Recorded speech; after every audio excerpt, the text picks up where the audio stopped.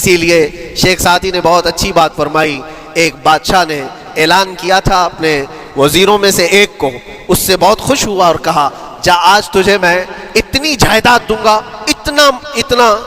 اتنی زمین, اتنی پراپرٹی دوں گا جتنا تو اپنے ہاتھ میں ایک لکڑی لے کر گھیر دے گا, جتنی زمین تو گھیرے گا اتنی تیرے نام لکھ دوں گا, لیکن اس کے لیے ایک شرط ہے, صبح یہ لکڑی لے کر تو راؤنڈ مارنا اور اتنا گول سرکل بنانا سورج ڈوبنے سے پہلے تک, جتنی زمین گھیر لے گا وہ پوری تیرے نام پر.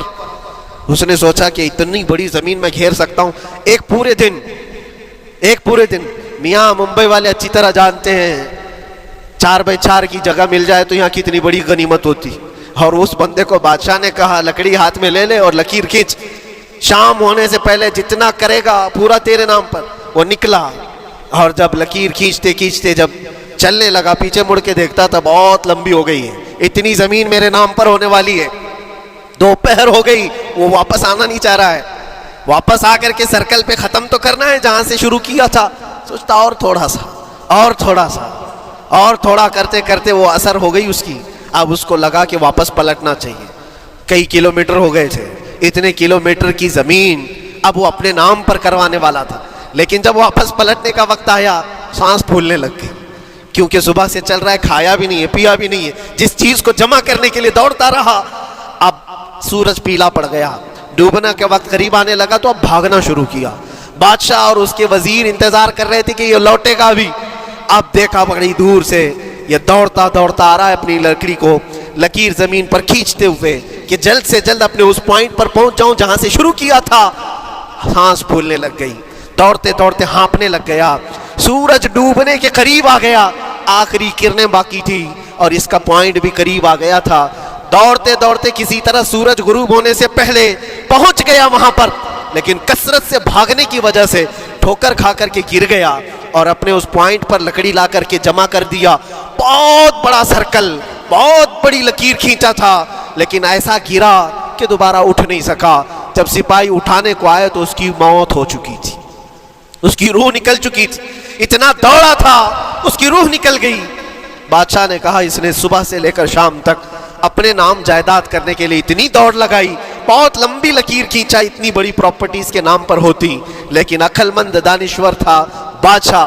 اس نے کہا جہاں یہ گرا ہے وہیں اس کو دفن کرو. اور اس کے بعد اس کی قبر پر لکھا گیا تھا کہ اس کو ضرورت اتنے 2 گز زمین کی تھی, دوڑتا کتنا لمبا رہا, صبح سے شام تک اتنی لمبی لکیر کھینچ لیا, لیکن سونے کے لیے اس کو جو جگہ چاہیے تھی وہ بس اتنی ہی سی تھی, وہ 6 فٹ کی جگہ. عزیزان گرامی, یہ ایک زندگی کے کسی کا حادثہ ہو سکتا ہے, لیکن میں نے دیکھا ہے کہ تقریباً سب کی لائف میں یہی ہے. ہم اپنی خواہشات کے پیچھے اتنی تیز دوڑتے رہتے ہیں, لیکن جس چیز کی ہمیں ضرورت ہے اس کی طرف ایک بار بھی نظر نہیں کرتے. کون سی چیز ہے جس کی ہمیں ضرورت ہے؟ وہ ہمیشہ کی زندگی آخرت کے لیے جو چیز چاہیے وہ اللہ کا ذکر ہے, وہ رب ذوالجلال کی ذات پر یقین اور توکل ہے. آج اللہ نے صحت و سلامتی کے ساتھ زندگی دی ہے تو وقت نکالو اور بارگاہ رب العزت میں آ جاؤ. میرے عزیزوں, آخری بات عرض کرتا ہوں, خواہشات جہاں ختم ہونی چاہیے وہ کیسی ہے؟ اللہ کے نبی صلی اللہ تعالیٰ علیہ وسلم مجلس میں بیٹھے, ایک صحابی کا مسئلہ ایسا تھا کہ وہ صبح جلدی دوڑ کر کے چلے جاتے تھے. صحابہ نے ان کی شکایت کی کہ یہ فجر میں اتنی جلدی چلے جاتے ہیں کہ کسی سے ملتے ہی نہیں. حضور نے پوچھا کہ وجہ کیا ہے؟ ان سے پوچھا گیا تو انہوں نے کہا یا رسول اللہ صلی اللہ علیہ وسلم, میرا گھر ایک یہودی کے گھر سے لگا ہوا ہے, اور یہودی کے گھر پہ ایک کھجور کا درخت ہے جس کی شاخیں میری آنگن میں بھی آتی ہیں, اور پکی کھجوریں صبح صبح میرے آنگن میں گر جاتی ہیں. میں اس لیے جلدی دوڑ کر کے جاتا ہوں, میرے بچے اٹھنے سے پہلے وہ کھجوریں جمع کر کے میں اس یہودی کو دے دوں کہ کہیں انجانے میں میرا کوئی بچہ وہ کھجور کھا نہ لے. ہمارے لیے وہ حلال نہیں ہے. یہ صحابی رسول کا عمل تھا. اللہ کے نبی صلی اللہ علیہ وسلم نے فرمایا اپنے بچوں کو حلال کھلانے کے لیے اتنی فکر. عزیزان گرامی وقار, اب سنیے, یہ تو حالات ایسے ہو گئے یہاں بڑے بڑے درخت ہی نگل گئے, کھجور تو چھوڑے, ڈکار بھی نہیں. حرام چیزوں کے اوپر تو کئی لوگوں کی زندگیاں آباد. خیر, حضور پاک صلی اللہ علیہ وسلم نے ان کا مسئلہ دیکھ کر کے, ان کی تکلیف کو دیکھ کر کے اپنے صحابہ میں اعلان کیا, کوئی ہے جو اس یہودی کا درخت خرید کر کے میرے اس صحابی کو دے دے، میں اسے جنت میں پورا باغیچہ عطا کروں، جنت میں پورا باغ اسے عطا کروں۔ صحابہ ظاہر سی بات ہے ایک بار حضور نے فرمایا تو پھر اس کو حاصل کرنے کے لیے ایسی دوڑ لگتی تھی، سب گئے میں حاصل کر لوں، میں حاصل کر لوں۔ اب اس یہودی کو منانا تھا کہ تو ایک درخت جو ہے اپنے پڑوسی کو بیچ دے، آنگن میں اس کے ہے، بیچ دے۔ اب اس کو لگا کہ ان لوگوں کی ضرورت ہے، مجبوری ہے، تو وہ بھی اکڑ کر بیٹھا کہ مجھے بیچنا نہیں، مجھے دینا نہیں۔ اب سنیے میرے عزیزوں، مدینے میں ایک صحابی ہیں ابو دحداح، اللہ اکبر، کبھی میں پڑھتا ہوں تو حیرت ہوتی ہے۔ ابو دحداح مدینے کے اس صحابی کا نام ہے جن کا باغیچہ پورے مدینے میں سب سے مشہور ہے، ان کی کھجوریں سب سے مہنگی کھجوریں، اوالی مدینہ آج بھی مشہور ہے، جہاں کی اجوا کھجوریں بہت پسند کی جاتی ہیں۔ ابو دحداح کا باغیچہ بنا ہوا تھا، بڑا خوبصورت تھا، لوگ مثال دیتے تھے، تعریفیں کیا کرتے تھے، ابو دحداح کا باغیچہ مدینے میں سب سے قیمتی باغیچہ ہے۔ ابو دحداح حضور کی بارگاہ میں آتے ہیں، کہتے ہیں یا رسول اللہ صلی اللہ علیہ وسلم، اگر میں اس ایک درخت کو خرید کر کے وقف کر دوں تو کیا میرے آقا مجھے بھی ملے گا جنت میں؟ اللہ کے نبی نے فرمایا جو میں نے وعدہ کیا ہے وہ تجھے بھی عطا کیا جائے گا۔ ابو دحداح کہتے ہیں اس یہودی کے پاس سیدھے آتے ہیں، کہا کہ تو ایک درخت بیچ دے گا، بدلے میں میں تجھے بہت اچھی قیمت دیتا ہوں۔ اس نے کہا کیا دو گے؟ کہا مدینے میں ابو دحداح کا باغیچہ تمہیں پتہ ہے؟ اس نے کہا ہاں جانتا ہوں، نام بہت سنا ہوا ہے۔ کہا وہ پورا باغیچہ اس ایک درخت کے بدلے دے دیا جائے گا، ایک درخت کے بدلے دے دیا جائے گا۔ اس یہودی نے کہا کیا مذاق کر رہے ہو؟ یہ کیا مذاق ہے؟ میرے آنگن میں اگے ہوئے ایک درخت کی وجہ سے ابو دحداح کا اتنا قیمتی باغیچہ دے دیا جائے گا، یہ کیسے پاسبل ہے؟ اس صحابی نے کہا اللہ کے نبی کی بات ہے، ہم مذاق نہیں کرتے، ہمارے لیے وہ ایک باغیچہ کیا ایسے 70 باغیچے ہوں، نبی پاک کی بات پر ہم سب عطا کرتے، سب ہم وقف کر دیں۔ اس یہودی نے کہا کہ ان کی تو مت ماری گئی ہے مسلمانوں کی، یہ دیکھو اپنے نبی کی بات پر اتنا قیمتی باغیچہ مجھے دینے کو تیار ہے۔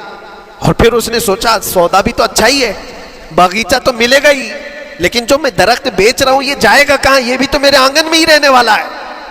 درخت اگر کوئی خرید لیا تو ایسا تو نہیں ہے کہ یہ درخت وہاں جائے گا، یہ تو میرے آنگن میں ہی ہے۔ سودا کر لیا۔ کہا بات اگر سچی ہے تو میں یہ درخت اپنے پڑوسی کو جو تمہارا دوست ہے مسلمان اس کو دے رہا ہوں، بدلے میں مجھے ایک باغیچہ دے دو۔ ابو دحداح نے اسی وقت لکھ کر کے دے دی، یہ باغیچہ تیرے نام کا ہے۔ سوچو میرے عزیزوں، جس کو سینچا ہو محنتوں سے، جس باغیچے کو سجایا ہو، وہ راستے میں کھڑے ہو کر کے اس کا سودا کر رہے ہیں، کس بات پر؟ حضور پاک کی بات تھی، رسول اللہ کا فرمان تھا۔